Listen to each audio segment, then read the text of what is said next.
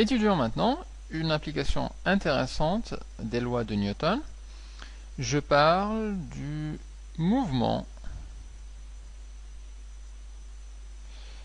d'une particule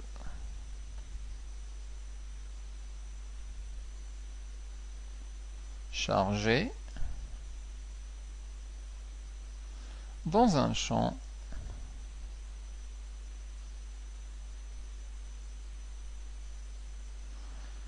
électrostatique ou électrique,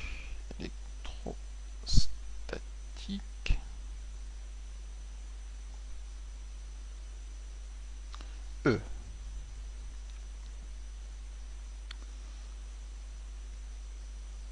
Alors, il s'agit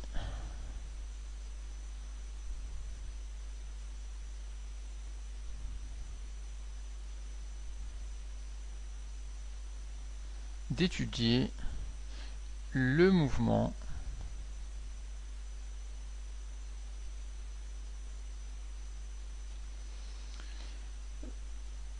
d'un électron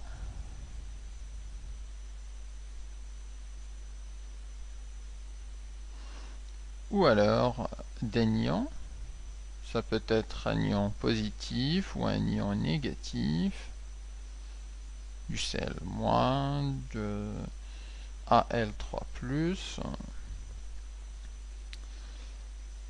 Donc il s'agit d'étudier un mouvement d'un électron lors de son passage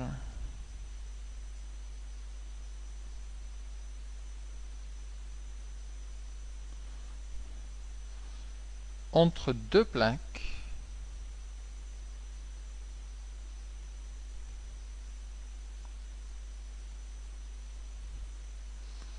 P1 et P2 où règne un champ E.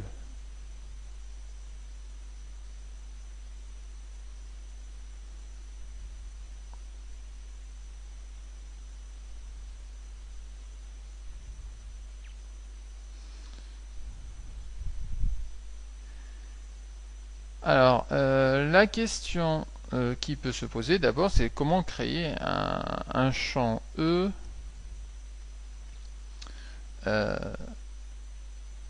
pour l'expérience.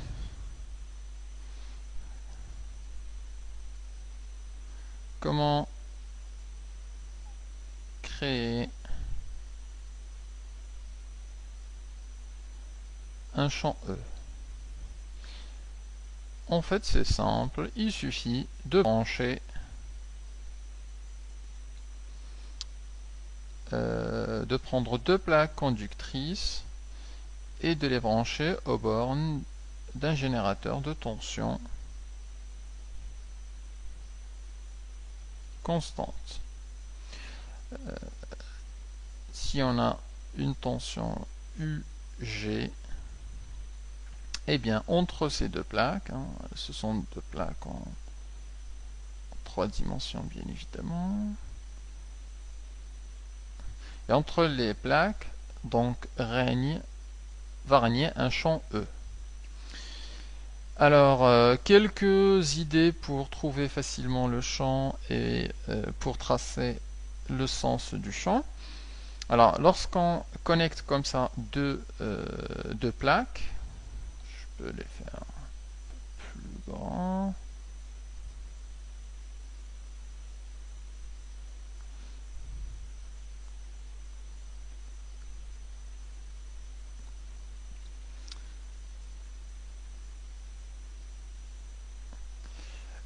C'est que une fois branché, alors la plaque branchée à la borne positive se retrouve avec des charges positives. Et la borne connectée à la borne négative se retrouve avec des charges négatives. La tension positive, on peut la tracer entre les deux plaques, va vers les charges positive, ça c'est la tension UG. En général, la valeur de ces tensions, c'est entre 1000, c'est des tensions assez fortes, entre 1000 et 5000 volts. Alors, la tension est toujours orientée vers les charges positives, et le champ E qui nous intéresse est orienté dans le sens inverse, c'est-à-dire vers les charges négatives. Donc, le champ qui est entre les deux ici, il est orienté dans ce sens-là.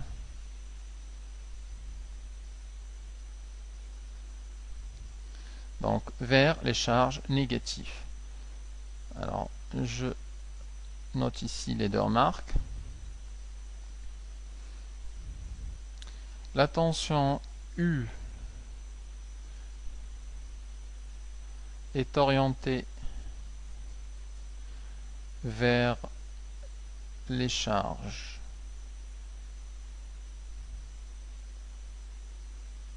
positives et le champ E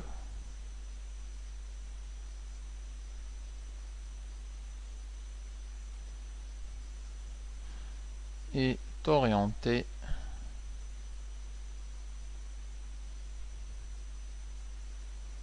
vers les charges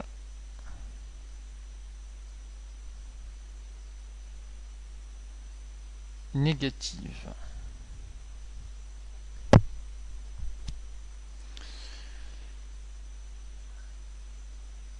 Alors, on a quelques relations à connaître. Alors, si je trace ici deux plaques, maintenant je peux simplement mettre sur les plaques les charges et vous êtes capable de trouver le sens de la tension et le sens du champ E. Donc on voit tout de suite que le champ E, dans ce cas-là, il est orienté vers les charges négatives et il est dans ce sens-là. La tension est ici et on a deux relations. Une relation entre le champ E et la tension et une autre relation pour définir la force électrostatique. Alors commençons par le champ E. Le champ E est égal à la tension appliquée entre les deux plaques divisée par la distance petit d. La distance petit d étant la distance entre les deux plaques. C'est cette distance-là. Et on peut comprendre que si la tension U est plus importante, alors le champ E augmente. Si la distance augmente par exemple, là elle est au dénominateur, donc si la distance ici augmente, le champ E va diminuer, puisqu'il est inversement proportionnel.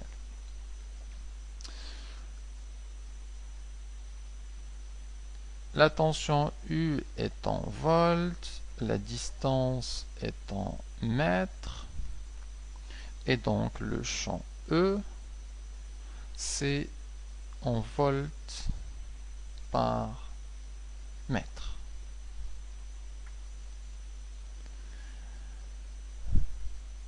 Donc ceci est la première relation à connaître pour le champ électrique. E égale à U sur D.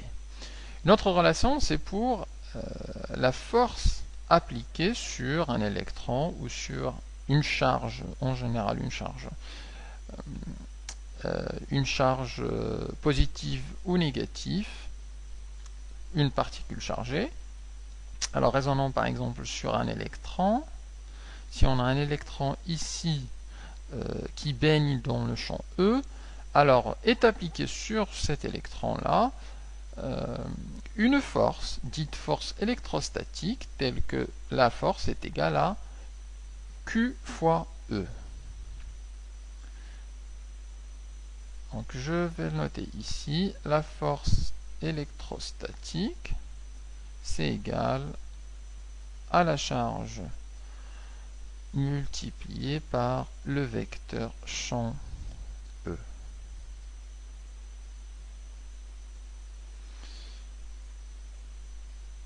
Q étant la charge en coulomb, donc elle est en coulomb. Le E, on l'a vu, c'est en volts par mètre.